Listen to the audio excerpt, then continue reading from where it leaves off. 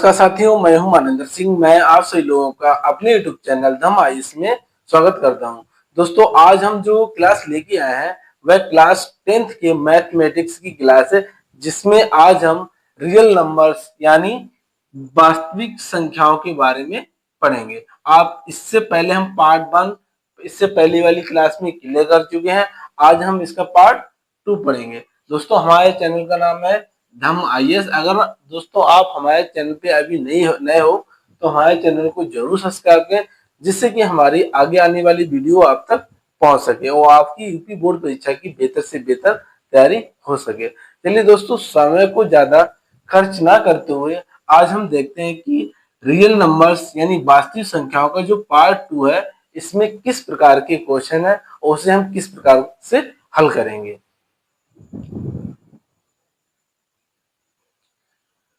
चलिए दोस्तों, पहले हम इस क्लास में क्या करते हैं, थोड़ा सा एक फार्मूला देख लेते हैं। इसमें फार्मूला कौन सा यूज होगा। फार्मूला दोस्तों कह रहा है किन्हीं तीन धनात्मक पूर्णांक ए, बी तथा सी के लिए तीनों संख्याओं और मासा तथा लासा में समान। जैसे दोस्तों पहले हमने पहली वाली वीडियो में बताया था आपको, किन्हीं दो संख्याओं का लासा और मासा दिया हो और दोनों संख्याएं दी गई हो तो उनमें क्या संबंध होता है। क्या होता है, दोनों संख्याओं का गुणनफल बराबर लासा गुणे मासा होता है। वैसे दोस्तों इसमें क्या संबंध होता है, अगर हम तीनों संख्याओं यानी ए, बी और सी का मासा निकालेंगे तो क्या होगा संबंध, ए गुणा बी गुणा सी यानी तीनों संख्याओं का गुणनफल गुणे लासा किसका, ए बी सी यानी तीनों संख्याओं का लासा हो जाएगा। लासा बटे लासा ए बी गुणे लासा बी सी गुणे लासा ए सी, ये फार्मूला हो गया मासा का। ऐसे हम लासा का फार्मूला निकालेंगे तो क्या होगा, तीनों संख्याओं का गुणनफल हो जाएगा और ये मासा किसका, एबीसी का निकलेगा, फिर मासा एबी का निकलेगा, फिर मासा बीसी का निकलेगा और फिर मासा एसी का निकलेगा। इनमें हम मान रख देंगे और आपका क्या आ जाएगा, लासा आ जाएगा। इस प्रकार से चलिए दोस्तों, हम इसका पहला सवाल देखते हैं। इस क्लास का सवाल कह रहा है यदि मासा 28, 35, 343 का 7 है तब लासा 28, 35, 343 का ज्ञात कीजिए। यानी हमें 28, 35 और 343 का लासा ज्ञात करना है जब हमें मासा कितना चाहिए दिया हो, इसका 7 दिया हो। ये दोस्तों 2024 के पेपर में पूछा गया है, ये बोर्ड परीक्षा में आ चुका सवाल है। ये बहुत ही इंपॉर्टेंट सवाल है। चलिए दोस्तों, हम इसी कैसे करते हैं, हमारे पास क्या दिया है हम लिखेंगे। पहले दिया है क्या है, यानी 28, 35 और 343 का मासा कितना है आपके पास, 7 है। तब हमें 28, 35 और 343 का यानी इन तीनों संख्याओं का लासा ज्ञात करना है। तो हम किससे ज्ञात करें, जो अभी हमने आपको फार्मूले बताए थे उस फार्मूले के आधार पर हम इन्हें ज्ञात करेंगे। तो इन तीनों संख्याओं का लासा हो जाएगा, फार्मूला क्या हो जाएगा दोस्तों, लासा बराबर ए गुणा बी गुणा सी। इसका मतलब क्या होगा, तीनों संख्याओं का गुणनफल गुणे मासा, गुणे क्या हो जाएगा मासा, ए बी और सी यानी तीनों संख्याओं का मासा बटे में क्या है था, बटे में था मासा किसका, ए बी का गुणे मासा किसका, बीसी का गुणे मासा किसका, एसी का। ये है आपका फार्मूला है, ठीक है। अब देखो यहाँ पे दोस्तों एबीसी क्या है, 28, 35 और 343। मासा एबीसी यानी तीनों संख्याओं का मासा कितना है, 7, तो गुणे में ये हो जाएगा 7 हो जाएगा बटे में। अब देखो दोस्तों कह रहा मासा एबी का मतलब क्या हो गया, 28 और 35 का मासा क्या होगा। तो हम देखो दोस्तों इसका हम डायरेक्ट बता दे रहे हैं, इसका जो मासा होगा वो 7 होगा। और नहीं अगर समझ में आया हो तो इसे हम मासा इस तरीके से निकालेंगे, 28 और 35 में ऐसे करके भाग देंगे। 28 से कम 28 हो गया, 35 में से 28 के कितने बच्चे, 7 हुए। अब इस 7 से हम 28 को भाग देंगे तो 7 चौक 28, यानी किस संख्या से पूरा पूरा कट गया, 7 से पूरा पूरा कट गया। तो इसका मतलब 7 2835 का क्या हो जाएगा, मासा हो जाएगा। तो यहाँ पे हम इसकी जगह पे क्या लिख देंगे, ये हो जाएगा 7 गुणे मासा बीसी। मासा बीसी का मतलब 35 और 343 का मासा। इसका भी हम इसी तरीके से निकाल लेंगे, तो इसका जो मासा हो जाएगा वो दोस्तों हो जाएगा 7 ही हो जाएगा। ऐसे ही मासा एसी, एसी का मतलब 28 और 343 का मासा, इसका भी दोस्तों कितना हो जाएगा, 7 हो जाएगा। अगर ऐसे ना निकाल पाओ तो आप इस तरीके से निकाल लेना, ठीक है। अब इसे काट दो, 7 से ये 7 चले गए, 7 चौक 28 हो गए, 7 पंजे 35 हो गए, ठीक है। अब ऊपर क्या बचा, 4 और 5 की गुणा कर दो, कितना होगा, 4 पंचे 20 गुणा 343 हो गए। 20 और 30 की 343 से गुणा कर दो तो कितने हो जाएंगे, 2 तिया 6, 2 चौक 8, 2 तिया 6 और 1 0 आ जाएगा। तो यानी कि लासा कितना हो गया, लासा बराबर हो जाएगा 6860। यही आपका क्या हो जाएगा, आंसर हो जाएगा।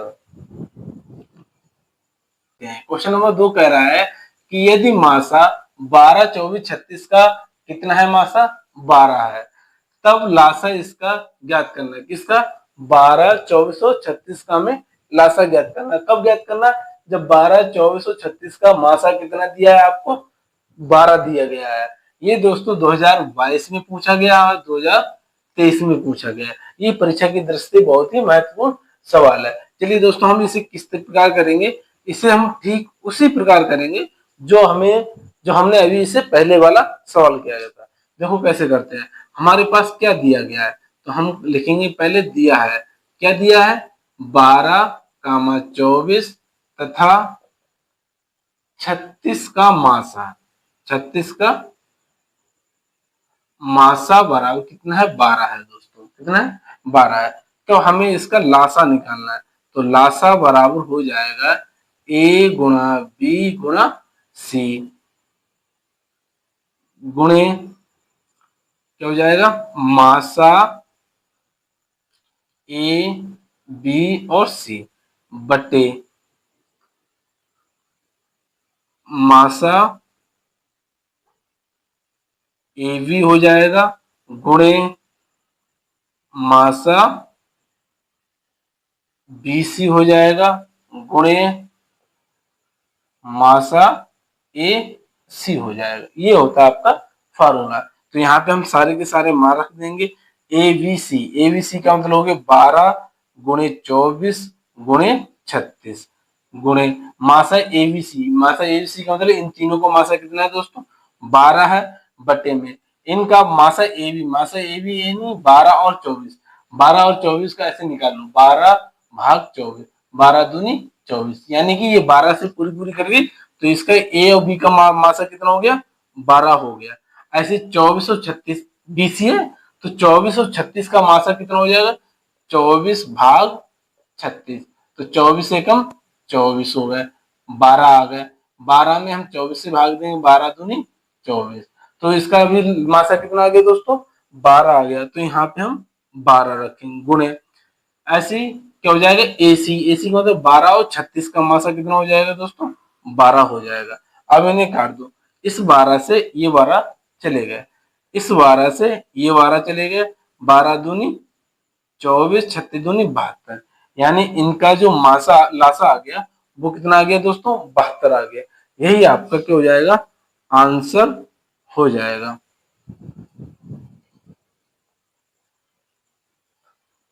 चलिए दोस्तों, अगला सवाल देखते हैं। अगला सवाल कह रहा है संख्या 1470 का वृक्ष गुणनखंड विधि से अभाज्य गुणनखंड ज्ञात कीजिए। तो हमें 14 से 70 के वृक्ष गुणनखंड विधि से अभाज्य गुणनखंड ज्ञात करने हैं। चलिए दोस्तों, इसका सोल्यूशन क्या होता है, ये दोस्तों बहुत ही इंपॉर्टेंट सवाल है। इस तरीके के सवाल कोर्ट पेपर में जरूर पूछे जाते हैं। देखिए कैसे करते हैं, हमारे पास क्या दिया है, दिया है यहाँ पे कुछ नहीं लिखेंगे, सीधे हम क्या काम करेंगे, 1470, ठीक है। अब इसे देखो, इस तरीके से वृक्ष बनाते हुए इस तरीके से चलेंगे। अब हम 1470 को 2 से भाग दे रहे हैं, कितने, 2 से भाग दो, 2 सत्ते 14, 2 तिया 6, 2 पंचे 10, यानी ये हो गया। अब हम इसे ऐसे ही वृक्ष बना के काट देंगे। किससे हम काटेंगे? 5 से काटेंगे। 5 एकम 5, 2 बचे, 2 यहाँ पे आ जाएंगे, 23 हो जाएंगे। तो 5 चौक 20, कितने बचे? 3 बचे ना, 3 यहाँ पे आ जाएंगे तो 5 सत्ते 35 हो जाएंगे। अब इसी तरीके से इसे ऐसे काट देंगे, ठीक है। ये देखो आपका पूरा वृक्ष बनता चला जा रहा है। तो इसी हम विधि को वृक्ष गौखंड विधि कहते हैं। 7 से काटो, 7 दूनी 14, 7 एकम 7 हो जाएंगे। चलो अभी 7 से मत काटो, पहले हम काट देंगे 3 से काटो। पहले हम सबसे छोटी संख्या से काटने का प्रयास करेंगे। अगर नहीं कट रहा है उससे, तो उससे बड़ी वाली संख्या से काटेंगे। तो पहले अभी 3 से कट रहा है, तो 3 चौक 12 हो जाएंगे, 3 नेम 27 हो जाएंगे। फिर अब किससे कटेगा? 7 से। 7 7 सत्ते 49 हो गए। ये हो गया आपका, देखो पूरा वृक्ष बनता हुआ चला आया। तो इसके अवाज्य गुणखंड कितने हो जाएंगे? कैसे हो जाएंगे? अवाज्य गुणन खंड बराबर 2 गुणे 5 गुणे 3 गुणे 7 और गुणे 7। तो ये हो जाएगा 2 गुणे 5 गुणे 3 गुणे 7 की पावर 2। ये हो गए इसके वृक्ष गुणनखंड विधि से इसके क्या हो जाएंगे? अभाज्य गुणनखंड निकल आए दोस्तों। इसी प्रकार के जो भी सवाल आएंगे हम बिल्कुल इसे वृक्ष की तरीके से करते चले आएंगे।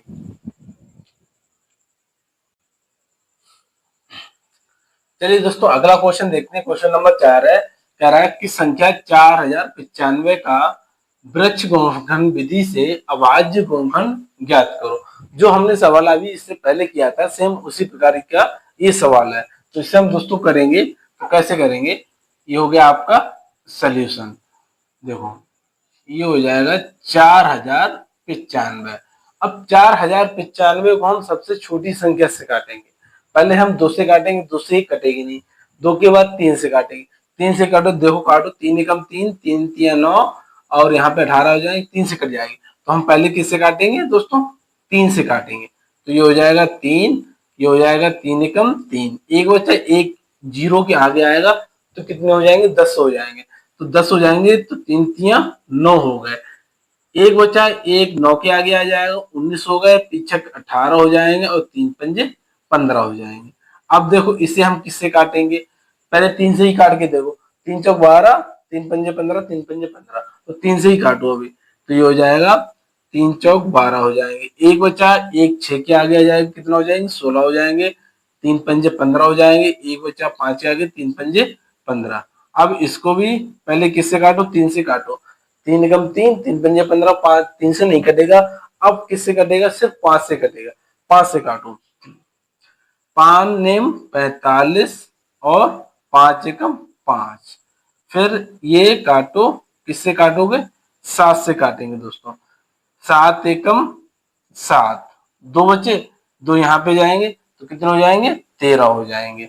तो ये क्या हो गया आपका? अब देखो 7 और 13 आ गए। अब 13 जो है किसी से नहीं कटेगा, किसी से कटेगा नहीं, कटेगा ना। तो हम 13 को यहीं पे छोड़ देंगे, आगे हमें कुछ नहीं करना। अब यहीं पे हम इसके अभाज्य गुणनखंड बना देंगे। तो ये हो जाएगा अभाज्य गुणनखंड।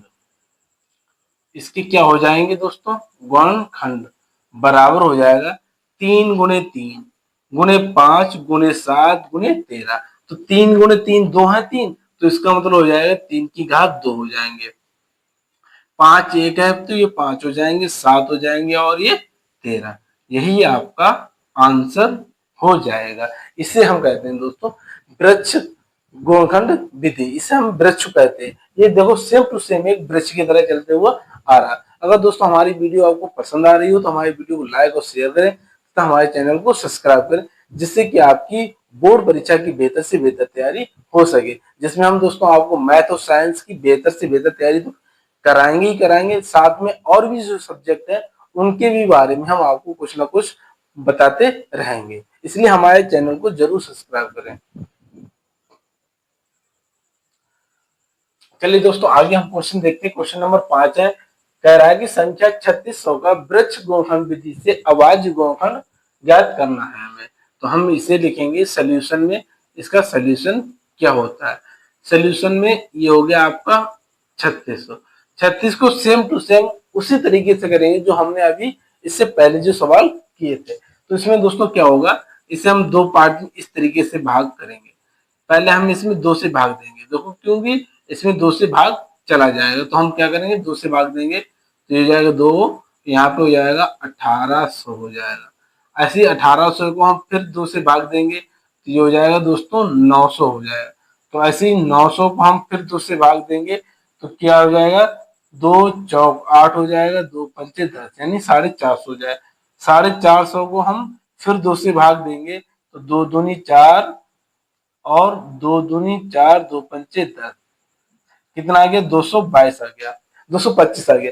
225 को हम दोस्तों 5 से भाग देंगे, इसके अलावा हाँ 3 से हो जाएगा, तो हम पहले किससे करेंगे, 3 से। ये हो जाएगा 3, ये हो जाएगा 3 सत्ते 21, कितना हो गया, एक बचा 3 पंजे 15 हो जाएगा।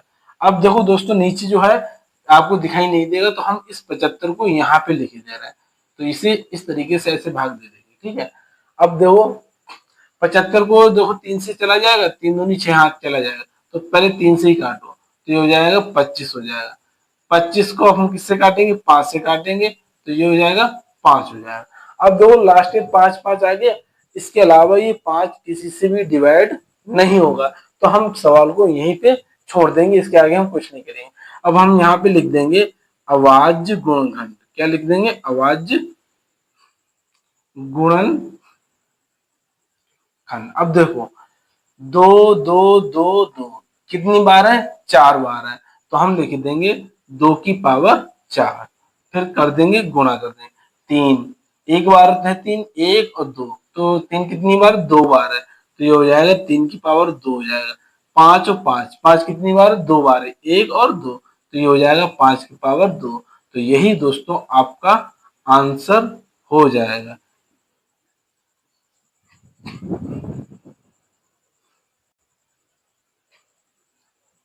चलिए दोस्तों अगला सवाल देखते हैं, क्वेश्चन नंबर 6 है।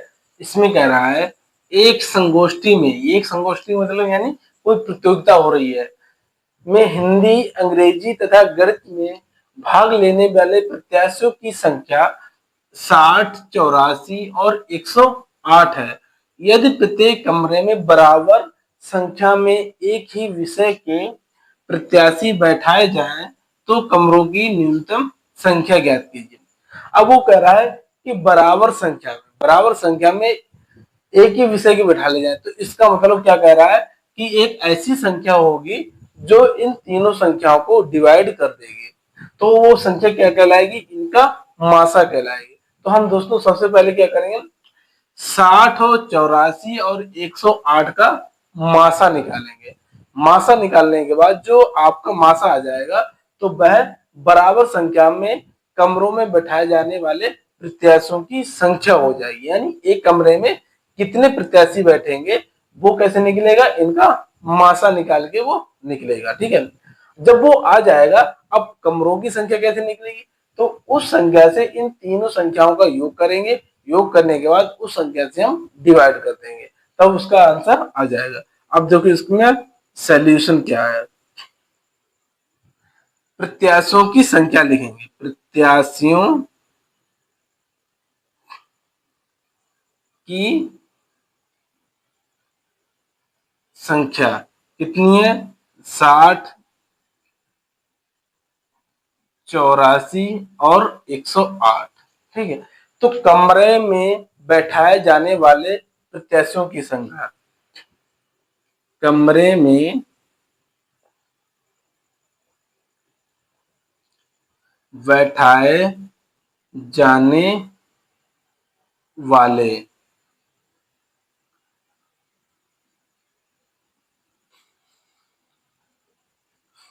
प्रत्याशियों की संख्या बराबर क्या हो जाएगा, 60, 84 और 108 का मासा। संख्या कितनी हो जाएगी, यानी इन तीनों के क्या हो जाएगा, मासा हो जाएगा।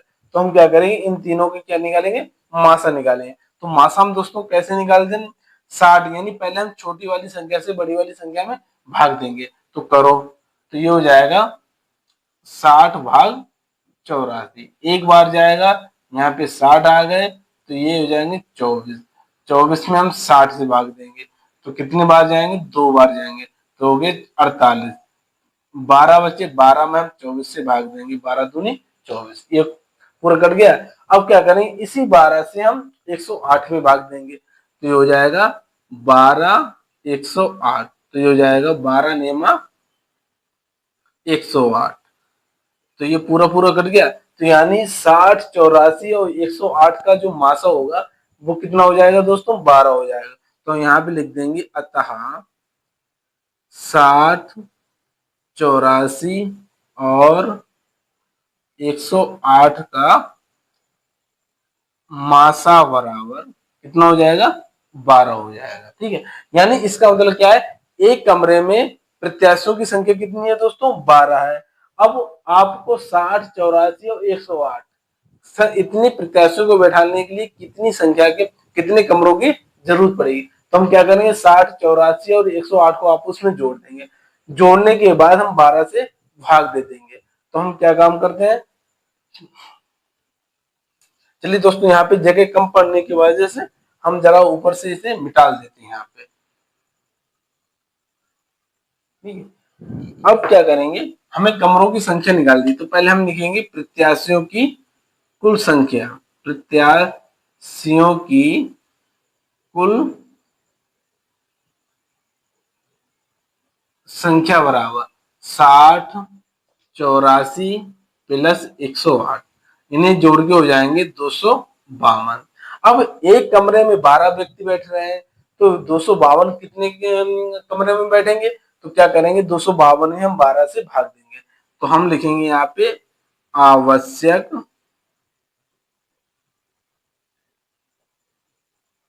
कमरों की संख्या क्या हो जाएगी, 252 बटे 12, 12 दूनी 24, एक बचा, एक यहाँ पे आ जाएगा, 12 एकम 12, तो कितना हो जाएगा, इसका आंसर कितना हो जाएगा दोस्तों, बराबर हो जाएगा 21।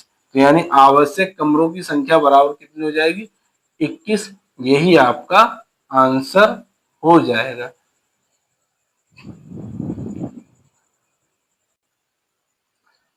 चलिए दोस्तों आगे क्वेश्चन देखते हैं। क्वेश्चन नंबर 7 है, कह रहा है कि 13 बटे 125 एक परिमेय संख्या है, तब इसका दशमलव प्रसार ज्ञात कीजिए जो कि शांत है। यानी कि सवाल कह रहा है 13 बटे 125 क्या है, एक परिमेय संख्या है, तब हमें इसका दशमलव प्रसार ज्ञात करना है जो कि शांत है। तो हम दोस्तों कैसे करेंगे, जो नीचे वाला जो हर होता है हम इसे 2 की पावर n गुणे 5 की पावर m के रूप में लिख देंगे, तभी इसका प्रसार ज्ञात कर पाना संभव होगा। तो देखो दोस्तों हम इसे किस तरीके से लिखते हैं, देखो ये हो जाएगा 13 बटे 125 है, तो ये हो जाएगा 13 बटे 125, यहाँ पे हम लिख दें, कितना लिख दें, 1 गुणा 125 लिख दें, समझ गए बात को। तो फिर यहाँ से कितना हो जाएगा, 13 बटे एक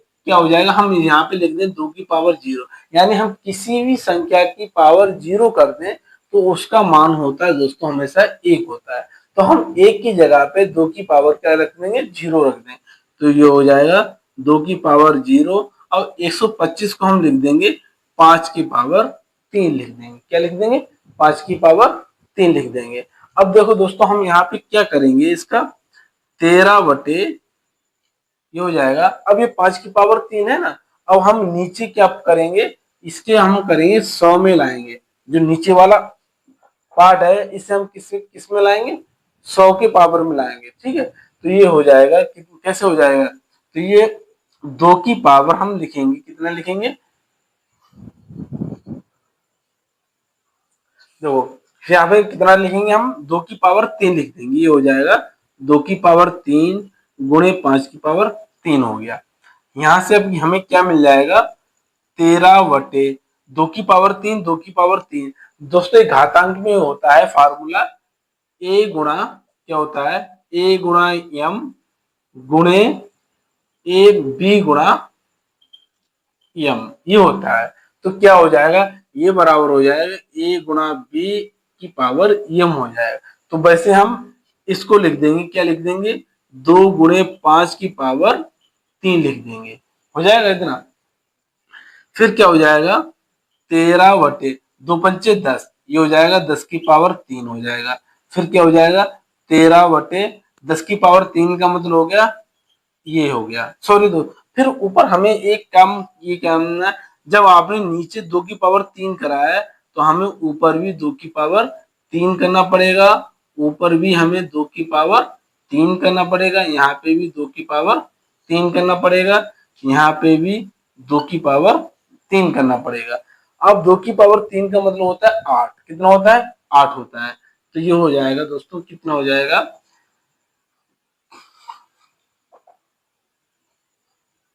ऊपर हो जाएगा 13 × 8/1000 हो जाएगा। 13 ठीक कितना होता है, 104 होता है, कितना होता है, 104/1000 होता है। अब हम नीचे से 1000 को भाग देंगे तो ऊपर 3 के बाद दशमलव चढ़ जाएगा, तो 0.104 इसका जो है आंसर आ जाएगा। यही हो जाएगा, दशमलव का प्रसार हो जाएगा जो कि शांत है। चलिए दोस्तों आगे क्वेश्चन देखते हैं। आगे क्वेश्चन कह रहा है, यदि 11/625 एक परिमेय संख्या है तब इसका दशमलव प्रसार ज्ञात कीजिए जो कि एक शांत है। ये दोस्तों, ये इस टाइप के सवाल जो है परीक्षा में कई बार पूछे जाते हैं और कई बार आए भी हैं। ये बहुत ही इंपॉर्टेंट सवाल है, इस तरीके के सवाल आप बड़ा ध्यान से करना। देखो इसे हमें क्या करना है, कह रहा सवाल 11/625 है, क्या है, 11/625 का हमें दशमलव प्रसार करना है। तो इसे हम सेम टू सेम उसी प्रकार लिखेंगे, किसकी प्रकार, जो हमने इससे पहले बताया, 2 की पावर m और 5 की पावर m के रूप में लिखेंगे, ठीक है। अब हम यहाँ पे क्या करेंगे, 11 ऊपर ऐसे ही रहने देंगे, 625 यानी हम यहाँ पे लिख देंगे, क्या कर देंगे, 1 × 625 कर देंगे, बराबर। फिर हो जाएगा जो एक होता है, अभी हमने दोस्तों बताया था 2 की पावर 0 बराबर 1, यानी हम किसी भी संख्या की पावर अगर हम 0 लगा दें तो उसका मान कितना हो जाएगा, 1 हो जाएगा। तो हम 1 की जगह पे 2 की पावर 0 कर देंगे और नीचे हम 5 लिख देंगे, 5 की पावर हो जाएगी 3 हो जाएगी, सॉरी 3 नहीं होगी, 5 की पावर कितनी हो जाएगी, 4 हो जाएगी। 5 की पावर 4 क्या होता है, 625 हो जाता है। अब देखो ये कितनी पावर 4 है, तो वही हम नीचे 2 की पावर 4 से गुणा कर देंगे, ऊपर भी 4 से गुणा कर देंगे, तो ये 11 × 2 की पावर 4, नीचे भी हो जाएगा 2 की पावर 4 और ये हो जाएगा 5 की पावर 4 हो जाएगा। एक फार्मूला होता है a की पावर m गुणे b की पावर m बराबर a गुणा b की पावर m होता है, ये होता है। तो क्या हो जाएगा, नीचे क्या हो जाएगा, और ऊपर क्या हो जाएगा, 2 की पावर 4 है तो खोल दो, कितना हो जाएगा, 2 दूनी 4, 4 दूनी 8, 8 दूनी 16 बटे ये क्या हो जाएगा, 2 × 5 की पावर 4 हो जाएगा। 11 की 16 से भाग गुणा कर दो, 11 संग 66, 6 हाथ से लगाइए, 11 × 11, 11 × 6 17 बटे 10, 5 दूनी 10, 10 की पावर कितना हो जाएगा, 4 हो जाएगा।